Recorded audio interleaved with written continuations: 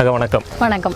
இப்போ நாம் தமிழர் கட்சி வந்து பல வித்தியாசமான மாநாடுகளை வந்து தொடர்ச்சியாக நம்ம பண்ணிகிட்ருக்கோம். ஆடு மாடுகளுக்கு மாநாடு பண்ணணும், இப்போ வந்து மரங்களின் மாநாடு அப்படிங்கிற மாதிரி ஒரு புதுசாக ஒரு வித்தியாசம் இதுவரைக்கும் எந்த ஒரு அரசியல் கட்சி தலைவர்களும் எந்த ஒரு அரசியல் கட்சியும் யோசிக்காத ஒரு விஷயத்தை வந்து இப்போ நாம் தமிழர் கட்சி பண்ணுது. இந்த மரங்களின் மாநாடுக்கான தேவை என்ன? ஆக்சுவலாக இதில் ஒரு திருத்தம், பல வித்தியாசமான மாநாடுகள் அப்படின்னு சொன்னீங்கல்ல. இப்போ வந்து உலக நாடுகள் எல்லாம் சேர்ந்து COP28 கிளைமேட் சேஞ்சுக்குன்னு சொல்லி ஒரு குளோபல் லெவலில் கான்ஃபரன்ஸ் போடுறாங்கல்ல. அந்த மாநாடை நீங்கள் வந்து பிரிச்சிங்கன்னா அக்கக்கா பிரித்து அதோட ஆணிவேர் என்ன அப்படிங்கிறத நம்ம ஆய்வு செஞ்சோன்னா நாங்கள் இந்த பிரித்து போட்டுட்டு இருக்க மாநாட்டோட மொத்த கருவும் அதுக்குள்ளே அடங்கும். அவங்க பிரித்து வச்சுருக்காங்க. அந்த கருப்பொருளே இதுவாக தான் இருக்குது. கருப்பொருள் இஸ் டேக்லிங் கிளைமேட் கிரைசிஸ். எப்படி சூழலியல் சார்ந்து நம்ம வந்து இருக்க வளங்களை வந்து காப்பாற்றுறதும், லைக் நம்மளுக்கு மிச்சம் வைக்கப்பட்டிருக்க வளங்களை காப்பாற்றுறதும், இருக்க நம்ம கையில் இருக்க ரிசோர்ஸஸை எப்படி மேக்ஸிமைஸ் பண்ணுறதும், அதுக்கு என்னென்ன வகையில் நம்ம மக்கள்கிட்ட இந்த விஷயத்தை எளிமையாக கொண்டு போய் சேர்க்க முடியும், ஒரு விழிப்புணர்வு பரப்புரை பண்ண முடியும் அப்படிங்கிறத ஒரு நூதன முறையிலன்னு சொல்லாமே. இப்போ ஒரு வெளியே வந்து ஒரு இத்தனை ஏக்கருக்கு வந்து ஒரு ஓப்பன் கிரவுண்டு, அதை நம்ம எடுத்துக்கிட்டு நம்ம சுத்தம் பண்ணிவிட்டு நம்ம வந்து சூழலியல் சார்ந்த சிக்கல்கள் எல்லாத்தையும் பேசி மரங்கள், மண், மலை, நீர், காற்று மாசு இதெல்லாத்தையும் வந்து நம்ம காப்பாற்றணும் அப்படின்னு சொல்லி நம்ம பேசணும் அப்படின்னா அது வந்து நான் ரொம்ப எளிமையாக சொல்லணும் அப்படின்னா இன்னியோட கண்டெம்பரரி அரசியலில் பூச்சாண்டிங்க யாருன்னா சூழலியல் சார்ந்து பேசுகிறவங்க தான் பூச்சாண்டிங்க. ஐயோ வந்துட்டானுங்க, பயமுறுத்துறானுங்க, அந்த மாதிரி இருக்கும். நீங்கள் அந்த மாதிரி ஒரு மேடை போட்டு பேசும்பொழுது அது வந்து ஒரு இந்த பொதுமக்களோட பார்வைக்கு எப்படி இருக்குன்னா, என்ன இது நம்மளை வந்து பயமுறுத்துற மாதிரியும் நம்ம வாழ்ந்துக்கிட்டு இருக்க வந்து ஒரு வாழ்க்கையோட ஓட்டத்தை வந்து இவங்க பயமுறுத்துற மாதிரி இவங்க பேசிகிட்டே இருக்காங்க. நம்ம நல்லா தானே இருக்கோம், காலைல இருந்து தூங்கி எழுந்திரிக்கிறோம், வி ஆர் ஃபைன், வாழ்க்கையை அன்றாட வாழ்க்கையை இது பண்ணிக்கிட்டு இருக்கோம், 4 மாத்திரை போட்டுக்கிறோம், சாப்பிட்டுக்கிறோம், நல்லா தானே போயிட்டுருக்கோம். இவங்க எதை சொல்லி பயமுறுத்திட்டு இருக்காங்க, எதுக்காக பயமுறுத்திட்டு இருக்காங்க? இது வந்து ஒரு டிராப் டாபிக். ஆக்சுவலாக ஒரு வெகுசன பார்வையில் வந்து ஒரு போரிங் கண்டென்ட்னு கூட சொல்லலாம் என்விரான்மெண்டலிசம் அப்படிங்கிறது. அப்போ அந்த என்விரான்மெண்டலிசம் வந்து எப்படி வந்து அதோட கரு பொருளுக்குள்ளேயே போய் உட்கார்ந்து இன்னும் எளிமையாகவும் ஒரு மிகைப்படுத்தியும் ஜனத்துக்கிட்ட கொண்டு போய் சேர்க்க முடியும் அப்படின்னு நம்ம யோசிக்கும் பொழுது தான் இந்த மாதிரி திட்டமிடல்கள் வருது. இப்போ வந்து கல் சார்ந்து எடுக்கப்பட்ட அந்த மாநாடாக இருக்கட்டும், ஆடு மாடு மேய்ச்சல் நிலத்துக்கான மாநாடாக இருக்கட்டும், இப்போ இது சார்ந்த மாநாடும் இருக்கட்டும், இதை தொடர்ந்து வரப்போகிறது தண்ணீருக்கான மாநாடு, மலைக்கான மாநாடு, மண்ணுக்கான மாநாடு எல்லாமே வரப்போகுது. ஸோ இந்த மாநாட்டுக்கான கருப்பொருள் வந்து ரொம்ப திக்கானது. அந்த திக்கான கருப்பொருளை எவ்வளோ பசுமையாக, எவ்வளோ எளிமையாக, எவ்வளோ எல்லாரும் விரும்பத்தக்க வகையில் வந்து கொடுக்க முடியும் அப்படின்னு சொல்லி நம்ம கன்ஸ்ட்ரக்ட் பண்ணுறோம். That is how this is going. இப்போ வந்து நாம் தமிழர் கட்சி இந்த மாதிரியான சூழலுக்கான போராட்டங்களை வந்து முன்னெடுத்துட்டு இருக்காங்க. ஆனால் 60 ஆண்டு காலமாக நம்ம ஆண்டு இருக்கக்கூடிய திராவிட கட்சிகள் வந்து இதை பற்றி இந்த மாதிரியான விஷயங்களுக்கு வந்து எந்த மாதிரியான ஒரு தீர்வு தருவதற்கான நடைமுறைகளையோ இதுக்கான விழிப்புணர்வுகளையோ இதுவரைக்கும் எதுவுமே பண்ணாமல் தானே இருக்காங்க. அவங்க ஆட்சி அதிகாரத்தில் இருந்துட்டு இதை பண்ணாமல் இருக்கிறாங்க, நம்ம ஆட்சி அதிகாரம் இல்லாமல் இதை பண்ணிட்டுருக்கோம். அப்போ அவங்கள வந்து ஏன் வந்து இதை பற்றி பேசாமல் இருக்காங்க? உலக அரங்கில் வந்து காலநிலை மாற்றத்தை வந்து டேக்கிள் பண்ணுறது அப்படிங்கிறது ரொம்ப சொற்ப காலத்தில் தான் வந்து இது பேசு பொருளாக மாறி அனைத்து நாடுகளும் குழுமி நம்ம வந்து அல்டர்னேட் எனர்ஜியை நோக்கி போவோம், எவ்வளோ தூரத்துக்கு வந்து கார்பன் ஃபுட் பிரிண்ட்டை வந்து நம்ம கம்மி பண்ண முடியும், இதெல்லாம் வந்து இப்போ ஒரு ரொம்ப குறுகின காலகட்டத்துக்குள்ளே தான் இது வந்து சூடு பிடிச்சிருக்கு. இன்னுமே அரசியலுக்குள்ளே பெரிதளவில் அது வந்து பிளெண்ட் ஆகலை. நீங்கள் பார்த்தீங்கன்னா கனடியன் பாலிடிக்ஸில் தான் for the first time climate changes political அப்படின்னு சொல்லி கொண்டு வந்தாங்க. அவங்க தான் வந்து அதை லவுடாக வந்து வெளியே சொன்ன ஒரு பாலிட்டிஷியன் நம்ம சொல்ல முடியும், பிஎம். வேறஸ் இங்கே இந்தியாவை பொறுத்த வரைக்கும் இன்னுமே சூழலியல் அரசியல் அப்படிங்கிறது, சூழலியலை ஒரு தனி கான்செப்டாக வச்சுக்கிறாங்க, அரசியலை தனியாக வச்சுக்கிறாங்க. சூழலியல் அரசியல் அப்படின்னு சொல்லி இன்னும் தீர்க்கமாக எந்த ஒரு ஆட்சியாளரும் எந்த கட்சியும், அதாவது ஒன்றிய அரசாக இருந்தாலும் சரி மாநில அளவிலும் சரி, அதற்கான அந்த பார்வையோ இல்லை அந்த அறிவியல் அறிவோ இன்னும் எந்த கட்சிகளுக்கும் பெரிதளவில் கிடையாது. சூழலியல் அறிவுங்கிறது நம்மளுடைய அரசியல்வாதிகளுக்கு கிடையாது. நமக்கு இப்போ நம்மளை ஆண்டுட்டு இருக்கவங்க எல்லாருமே ரொம்ப ஓல்டு ஸ்கூல் பாலிட்டிஷியன்ஸ். இது வந்து நான் எப்படி சொல்றேன்னா, ரொம்ப நேர்மையான அரசியல்வாதிகளுக்கு இப்போ நான் சொன்ன விளக்கம் பொருந்தும். நேர்மையற்ற அரசியல்வாதிகளுக்கு அவங்களுக்கு வந்து சூழலியல் அப்படிங்கிறதுக்கும் அவங்களுக்கும் எந்த சம்பந்தமுமே கிடையாது. அவங்கள பொறுத்த வரைக்கும் அண்ணா அடிக்கடி சொல்லுவாங்க, மலையை பார்த்தா காசு, ஒரு மலை இருக்கா காசு, இங்க இத்தனை ஒரு நிலம் இருக்கா, நிறைய ஒரு காடா இருக்கா, இந்த காட்டெல்லாம் தூக்கணும்னா காசு, ஒரு ஒரு இது இந்த நிலம் இருக்கா, ஒரு நீர்பரப்பு இருக்கா, என்க்ரோச்மெண்ட். அவங்களுக்கு வந்து கண்ணுல அது அப்படிதான் தெரியும். அதற்கு அந்த அவங்களுடைய அந்த நேர்மையற்ற தன்மை, அவங்களுடைய ஊழல், அவங்க இந்த இயற்கை வளங்களை எல்லாத்தையும் காசா பார்க்குற அந்த ஒரு பர்டிகுலர் கான்செப்ட்ல இருந்து அவங்க வெளியே வந்தாதான் அடுத்த படிநிலை தான் சூழலியல் சார்ந்த அறிவியல்ங்கிறது. அடுத்து சூழலியல் சார்ந்த அறிவியலை நீங்க புரிஞ்சுக்கிட்டு அது அரசியலுக்குள்ள நீங்க இன்கார்பரேட் பண்றதுங்கிறதெல்லாம் வந்து it is a for fetched ideology. நாம் தமிழர் நாங்கள் ரொம்ப அஹெடாக இருக்கோம், அந்த ஐடியாலஜிலே நாங்கள் ரொம்ப அஹெட்.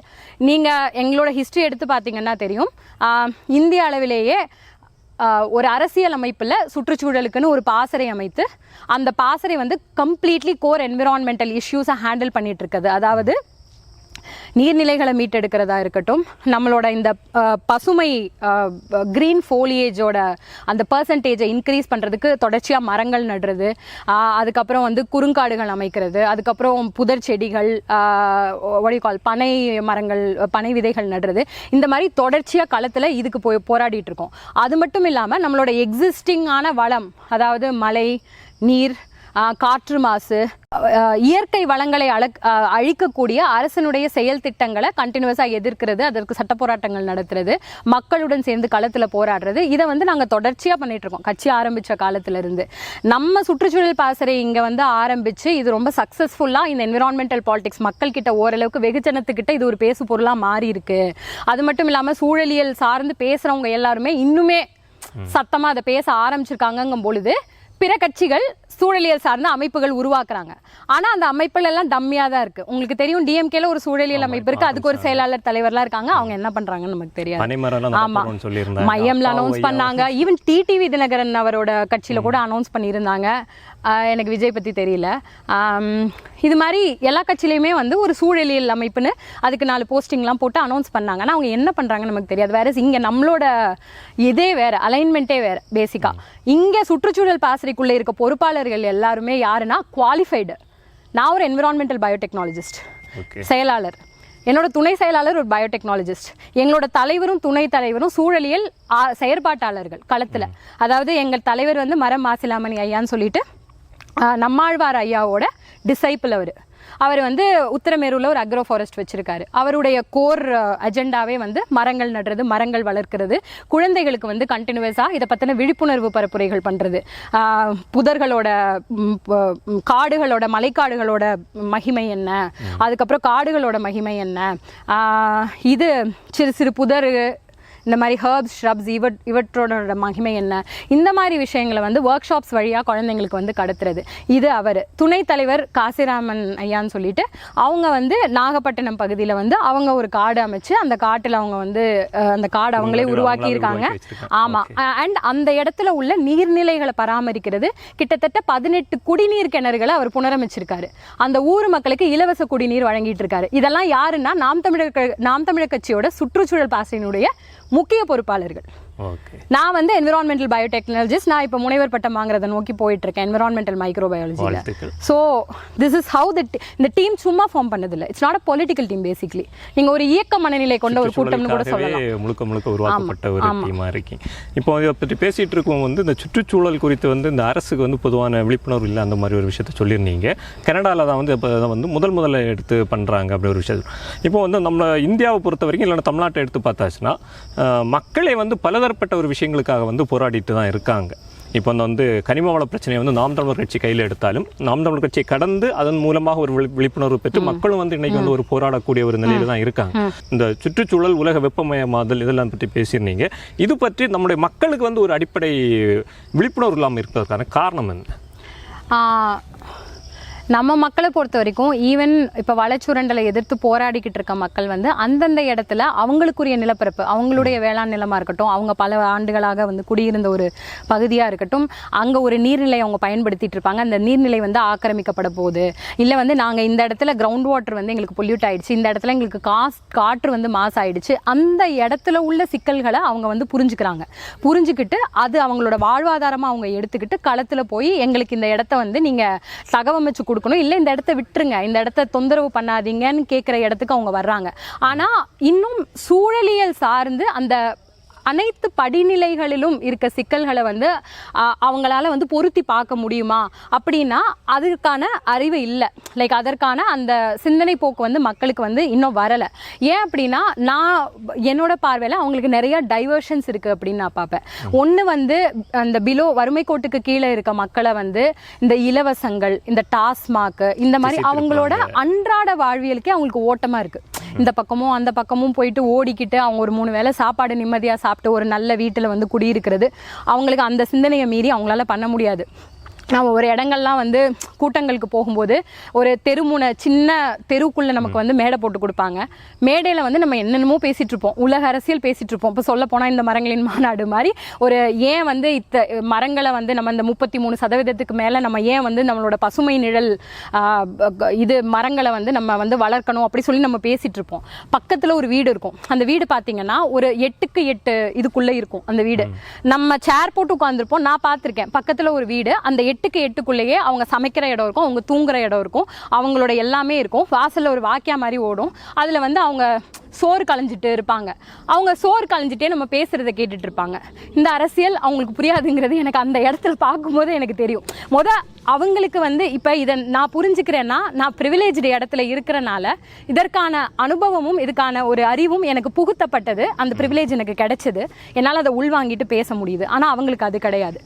இது இல்லாமல் இந்த மேட்டுக்குடி தன்மைக்கு போன அந்த என்ன சொல்கிறது, அந்த மாதிரியான ஒரு சிந்தனை போக்கு உள்ள மக்கள் வந்து எப்படின்னா செட்டில் ஆகிக்கிட்டாங்க, நல்லா செட்டில் ஆகிக்கிட்டாங்க. ஒன்று வந்து அவங்களுடைய வீடுகளுக்குள்ளே மழை பெஞ்சா தண்ணி போகாது, இல்லை அப்படியே தண்ணி போய் இங்கே அவங்களால வீடு வாங்க முடியாதுன்னா அவங்க வெளிநாட்டில் போய் செட்டில் ஆகிப்பாங்க. அவங்களுக்கு இது தேவையில்லை. ஐ கேன் சர்வைவ் எனிவேருங்கிற ஒரு சிந்தனை வந்து அவங்களுக்கு இருக்குது. இப்படி பெரும்பாலான பர்சன்டேஜ் ஸ்டாட்டிஸ்டிக்ஸில் படி பார்த்தோன்னா பெரும்பாலான பர்சன்டேஜ் மக்களை இந்த படிநிலையில தான் வச்சுருக்காங்க. அதுக்கு நடுவில் நீங்கள் போய் பார்த்தீங்கன்னா திரை கவர்ச்சியாக இருக்கட்டும், ஈவன் நான் மீடியா பீப்புளே குறை சொல்லுவேன். எத்தனை மீடியா பீப்புள் மாதிரி இந்த மாதிரி ஒரு விஷயத்தை வந்து இதுக்குள்ளே இருக்க லேயர்ஸையோ, இதன் பின் இருக்க அறிவியலையோ, இல்லை இதற்கு பின் இருக்க அரசியலையோ எத்தனை பேர் வந்து உள்ளுக்குள்ளே போய் டீப்பர் அனாலிசிஸ் பண்ணி மக்கள்கிட்ட கொண்டு போய் சேர்க்கணும்னு முயற்சி பண்ணுறாங்க. எனக்கு உறுதியாக தெரியும் இந்த மாநாடு எத்தனை பேர் கவர் பண்ணாங்கன்னு தெரியாது. எத்தனை பேர் இப்போ இந்த 10 நாளாக யாராவது பேசுனாங்களா இந்த மாதிரி ஒரு மாநாடு நடத்த போகிறாங்க? என்கிட்ட ஃபஸ்ட்டு நீங்கள் தான் வந்து இன்றைக்கி அஜெண்டா கேட்டிருக்கீங்க. இது வரைக்கும் எங்களை யாருமே அஜெண்டா கேட்டதில்லை. கட்சியில் எங்கேயுமே தலைமை நிலையத்திலே வந்து கேட்டாங்களா? கிடையாது. அப்போ இப்படி இருக்கும்போது யார் போய் இந்த மக்கள்கிட்ட சொல்லுவா?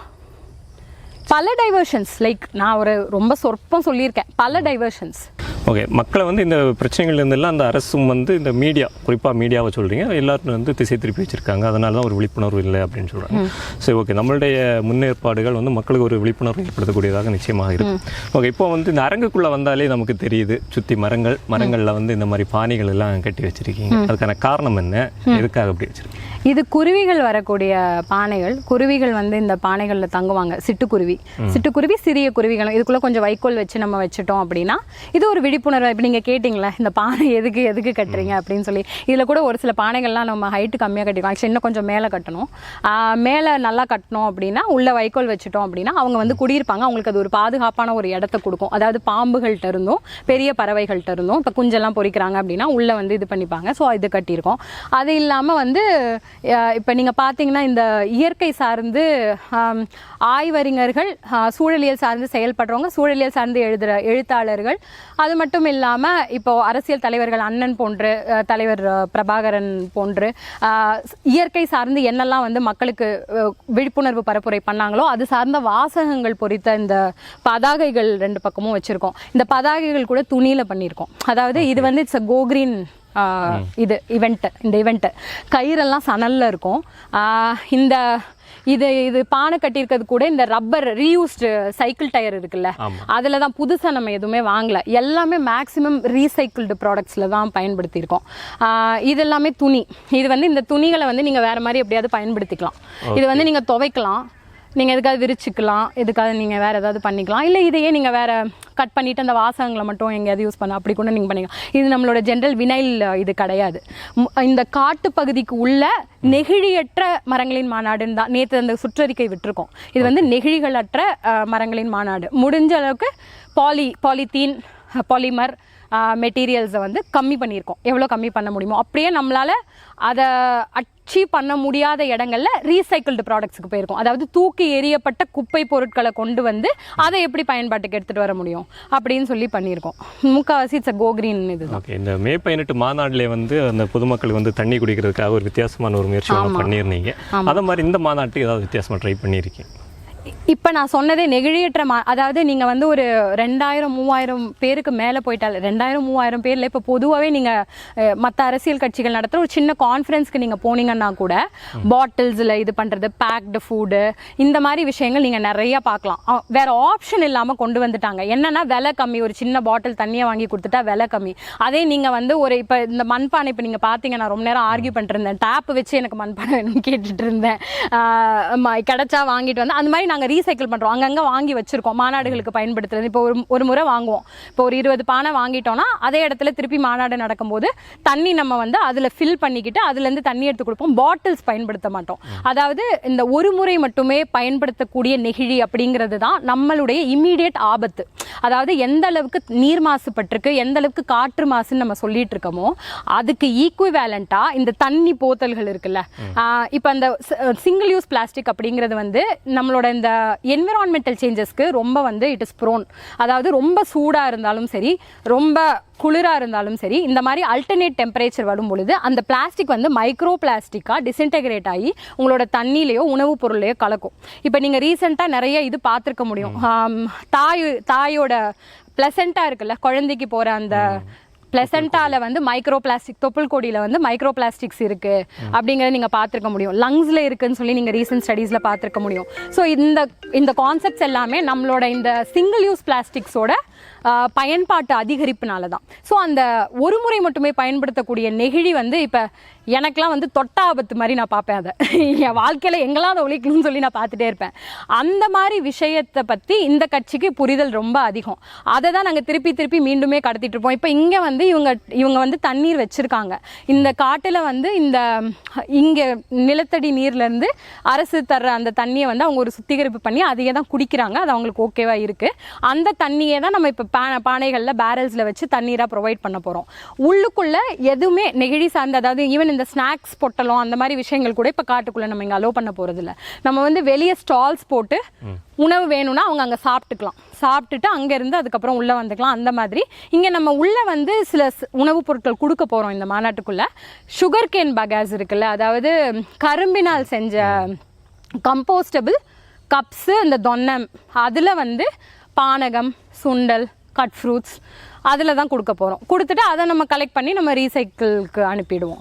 ஸோ இந்த மாதிரி ரொம்ப மைன்யூட்டாக நிறையா விஷயம் நம்ம இந்த மாநாட்டில் வந்து கான்சென்ட்ரேட் பண்ணிட்டு இந்த அளவுக்கு சுற்றுச்சூழலுக்கு ஒரு இணங்கின மாதிரி ஒரு விஷயத்தை பண்ண முடியுமோ அத்தனை விஷயம் அவ்வளவுமே. ஏன்னா இது காடு, இந்த காட்டுக்கு ஒரு மரியாதை இருக்குது. அது வெளிக்கேக்கும் இங்கேக்கும் ஒரு அந்த மரியாதை கொஞ்சம் கூட குறைஞ்சிடக்கூடாதுங்கிறதுல ரொம்ப ஒரு தீர்க்கமான முடிவோடு தான் பண்ணிகிட்ருக்கோம். இப்போ மரங்களோடு பேசுவோம், மரங்களுக்காக பேசுவோம்னு சொல்லி அண்ணன் சீமான் அவர்கள் அறிவிக்கும் போது பலதரப்பட்ட விமர்சனங்கள் வரும். மரத்தை கூட என்ன பேச போகிறாங்க, அந்த விமர்சனங்கள் எல்லாம் நீங்கள் எப்படி பார்க்குறீங்க? அதுக்கு நீங்கள் ஒரு பதில் சொல்லணும்னா என்ன மாதிரி? இந்த விமர்சனம் வரணும்னு தான் நாங்கள் மரங்களோட பேசுகிறோம். அதாவது ஆடு மாடு மேய்ச்சல் அப்படிங்கும் போது மாடோட பேசுகிறாரா சீமான்னு சிரிச்சிட்டு இருக்கவன் வந்து ஒரு 500 பேர் இருக்கலாம். ஆனால் ஒரு thousands வந்து மேய்ச்சல் நிலம் மாடுகளுக்கு எவ்வளவு முக்கியம், அந்த மேய்ச்சல் நிலத்துக்குள்ள மாடுகள் போகும்பொழுது அந்த நிலத்தை அது எப்படி வளப்படுத்தும், அண்ட் மேய்ச்சல் நில காடுகளுக்குள்ள மாடுகள் போறதுனால சில பெனிஃபிட்ஸ் இருக்கு, அது என்ன, அதனால் மலைவாழ் மக்கள் எப்படி பாதிக்கப்படுறாங்க, மலை மாடுகள் எப்படி பாதிக்கப்படுறது, இந்த அரசியல் பேசு பொருளா மாறுச்சா இல்லையா? கண்டிப்பா மாறுச்சா. எனக்கு தெரியும், தூய்மை பணியாளர்கள் ஆர்ப்பாட்டத்தில் வந்து போயிட்டு நம்ம அண்ணன் வரப்போற நேரத்தில் போயிட்டு அவங்க கிட்ட பேசிட்டு இருக்கும் போது அண்ணன் வராங்களான்னு கேட்குறாங்க. ஆமா அப்படின்னோன்னு அவர் வந்து அதான்ப்பா சரியா இருக்கும். அந்த ஒரு மாடு மேய்க்கிறவரை ஒரு போலீஸ் வந்து அடிச்சு மலையில இருந்து தள்ளினார்ல, அந்த மலையிலேயே அவரை ஏத்தி விட்டாரு பாரு, அவர் வரணும். எனக்கு லிட்டரலி இப்ப கூட கூஸ் பம்ஸ் வருது, அவங்க சொல்லும் பொழுது எனக்கு கூஸ் பம்ஸ் இருந்தது. ஸோ இது ஒரு பேசு பொருளா மாறுது. இந்த மாதிரியான அரசியலுடைய அருமை பெருமை தெரிஞ்சவங்களுக்கு வந்து இதோட முக்கியத்துவம் புரியும். ஆக்சுவலாக இந்த மரங்களின் மாநாடு வெளியே பேசுகிறாங்களோ இல்லையோ பல பேர் நெஞ்சத்தோடும். மரத்தை கட்டி பிடிக்கிறவன், மரம் நடுறவன், பழம் பிடுங்கி சாப்பிட்றவன், வீட்டில் பழமரம் வச்சுருக்கவன் எல்லார்ட்டையும் போய் சேரும். கல் மாநாடு நடத்தும் போது கல் உணவு பொருளா போதை பொருளா டிபேட் ஆரம்பிச்சிச்சா, நிறைய ரைட்டப்ஸ் வந்ததா, ரெண்டு சைட்ல இருந்தோம். ஏதோ ஒரு ஆங்கிள் எல்லா சயின்டிபிக் ரீசன்ஸையும் கொண்டு வந்து வேலிடேட் பண்ணி கல் உணவு பொருள் நம்ம கான்ஸ்டிடியூஷன்ல it has been listed that வேங்கிற ஒரு ப்ரூஃப் கொண்டு வந்து வெளியே நிறுத்தினாங்களா?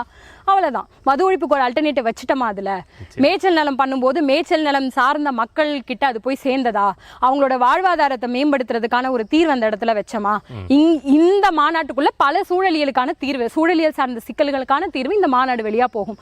டிபேட்ஸ் எங்க கான்செப்ட் அதுதான். we want to raise debates. பேச ஆரம்பி, சண்டை போட்டுக்கோ, ஃபார் பேசு, அகைன்ஸ்ட் பேசு, எனக்கு பிரச்சனை இல்லை, பேசு. தூங்குறாங்களா இல்லை தூங்குற மாதிரி நடிக்கிறாங்களான்னு தெரியல, நடித்தாலும் சரி தட்டி எழுப்புவோம் அப்படின்னு சொல்லிட்டு அவங்கள வந்து விட்டுட்டு இருக்கீங்க. ஒருத்தன் திட்டும் போது கீழே 10 பேர் அதுக்கு பின்னாடி இருக்க அறிவியல் எழுதிட்டு போயிடுறான்ல. நான் தான் ட்விட்டர் சோஷியல் மீடியா நீங்க போனீங்களா, ஒருத்தன் திட்டிருப்பான், கீழே போய் பார்த்தா நீ லூசாடா, இதுக்கு பின்னாடி என்ன அரசியல் உனக்கு புரியுதா? நான் பார்த்துருக்கேன். சரி, ஓகே. கடைசியாக இந்த மாநாட்டு வரக்கூடிய மக்களுக்கும் இந்த மாநாட்டை வெளியேந்து பார்க்கக்கூடிய மக்களுக்கு நீங்கள் என்ன சொல்கிறீங்க? இந்த மாநாட்டுக்கு வரக்கூடிய மக்கள், வெளியேந்து பார்க்குற மக்களுக்கு இந்த மாநாட்டுக்கு வாங்கன்னு சொல்லுவேன். இது ஒரு புதுவித அனுபவமாக இருக்கும். ப்ளஸ் இதில் பேசப்பட போகிற அந்த அரசியல் வந்து நீங்கள் கேட்கணும். அதை வந்து நீங்கள் லைவ்ல கேளுங்க, இல்லை வந்து பாருங்கள். வந்து பார்த்தீங்கன்னா இந்த அனுபவம் வேறு. நான் வந்து கிட்டத்தட்ட இப்போ களத்தில் வந்து தொடர்ந்து ஒரு 4 நாளாக இருக்கேன். அதுக்கு முன்னாடியிலேருந்து பல முறை வந்துட்டு போயிருக்கோம்.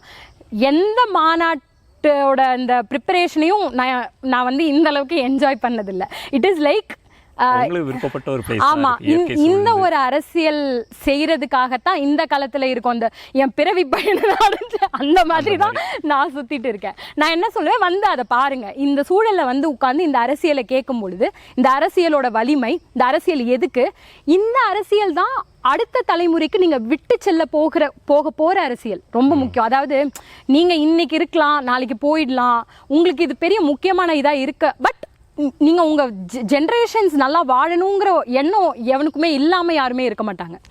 ஆப்வியஸா எல்லாருக்கும் இருக்கும், என்னோட அடுத்த இத்தனை ஜெனரேஷன் நல்லா வாழணும்னு. அவங்களுக்கு இந்த அரசியல் ரொம்ப முக்கியம். வாங்க, இது நீங்க பார்க்கணும். எது லைவ்ல பாருங்க, எங்கேயோ பாருங்க, ஆனா பாருங்க, சண்டை போடுங்க, டிபேட் பண்ணுங்க, எங்களை கிண்டல் கூட பண்ணுங்க. ஒருத்தன் எஜுகேட் பண்ணுவான், அதுக்கு தான் வெயிட் பண்ணிட்டு இருக்கேன். ஓகே, ஓகேக்கா. சுற்றுச்சூழல் பாசறை சார்பாக பல விஷயங்களை வந்து முன்னெடுத்துட்டு இருக்கீங்க. கட்சி சார்ந்தும் இல்லாமல் பொதுமக்களுக்கு என்னென்ன தேவை இருக்கோ அதெல்லாம் பார்த்து பண்ணிட்டு இருக்கீங்க. தொடர்ந்து நம்மளுடைய பயணங்கள் குறித்து தொடர்ந்து நம்ம விவாதிப்போம். நன்றி. நன்றி. உண்மையை பேசு, உறக்க பேசு, உறுதியாக பேசு, அதை இறுதி வரை பேசு.